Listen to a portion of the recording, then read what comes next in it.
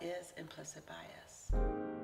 Implicit bias is an unconscious bias that everyone has. We all have it. No one is immune to it. It is this unconscious bias that shapes our perceptions. It shapes our interactions with other people. It shapes our behaviors towards other people in ways that we don't even know. And sometimes even when people point it out to us, we're in such denial about it that we can't take action to improve it. As a matter of fact, it's been shown that those of us who view ourselves as fair and impartial, we're more vulnerable than anyone else to being influenced by this bias in our decision making.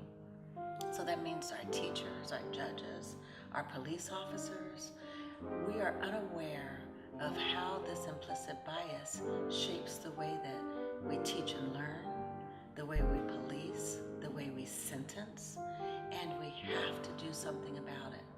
I always say aware is halfway there. If we're aware of it, then we're halfway there because it opens the door for us to do something about it. And although it's unconscious, it can be changed. Implicit bias can be reduced. And there are tons of techniques that prove that to us. You know, we've been talking about culturally responsive practices for a very long time. And although we've been talking about this and we know that evidence shows that when we use culturally responsive practices, outcomes for children of color increase, but it hasn't happened. And we don't know exactly why. But I believe the reason is that we haven't closed the gap between that unconscious bias and putting it into practice so that we can really implement practices and techniques and strategies that are responsive to the cultures and the ways of being of our children, of our communities, and of our families.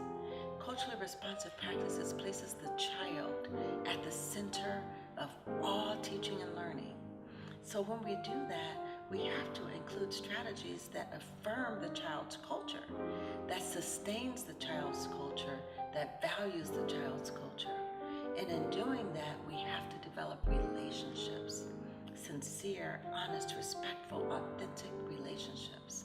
Because when we have those amazing relationships, then we don't put them in a group that we can stereotype and respond to, even if it's in ways that we don't know.